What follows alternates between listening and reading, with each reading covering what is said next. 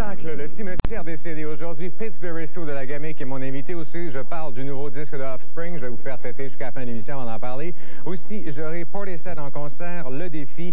C'est une compilation de musique hip-hop. New Radicals, un nouveau groupe, et aussi la bande originale du film Velvet Goldmine. Et pour commencer, j'ai attendu un peu avant de vous en parler. C'est le nouveau Afghan Wigs qui s'appelle 1965. C'est leur 6e album. Ils sont de Cincinnati. C'est parce que c'est sorti il y a comme 3 semaines à peu près, mais il n'y avait pas de clip. Puis là, je me disais, il me semble que ça va être plus facile de comprendre c'est qui Afghan Wigs si on les connaît pas et quand on aura le clip.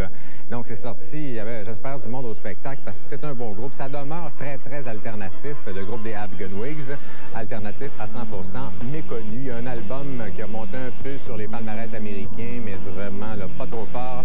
Pourtant, c'est vraiment de rien de très, très bizarre là, comme musique, les Afghan Wigs. C'est un groupe qui a fait partie de l'explosion alternative du début des années 90 aux États-Unis. Heureusement, ils n'ont pas été associés au mouvement grunge. Ils n'en ont jamais fait de toute façon parce que le mouvement grunge n'existe plus puis il aurait pu mourir. Mais là, ils ont un nouveau contrat-disque quand même, nouveau souffle. Et ils ont un style absolument très à eux qui est très soul rock. Le leader, Greg Dolly, aime beaucoup la musique Motown des années 60, les Supremes, ce genre de musique-là. Mais tout ça mélangé dans son style un petit peu tortueux. Il y a une voix aussi qui fausse. On n'est jamais sûr s'il est sa note trop tôt. Un peu comme Neil Young, mais ça a vraiment un charme très, très spécial. C'est un genre de crooner noir aussi. Il y a des textes très sensuels, très, très sexuels. Et ça fait un peu penser des fois aussi à Leonard Cohen. Il est toujours habillé en noir, avec des lunettes noires, etc.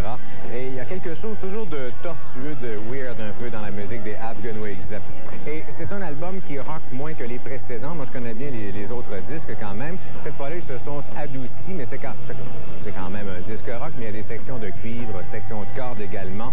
Et c'est une très, très belle évolution. Plus on l'écoute, plus on l'aime. C'est un très bon album. Comme cote, ça mérite un bon 8 sur 10. Et si ça vous tente, si vous ne les connaissez pas encore, si ça vous tente d'élargir vos horizons musicaux, je vous suggère fortement 1965. On a la chanson qui s'appelle Something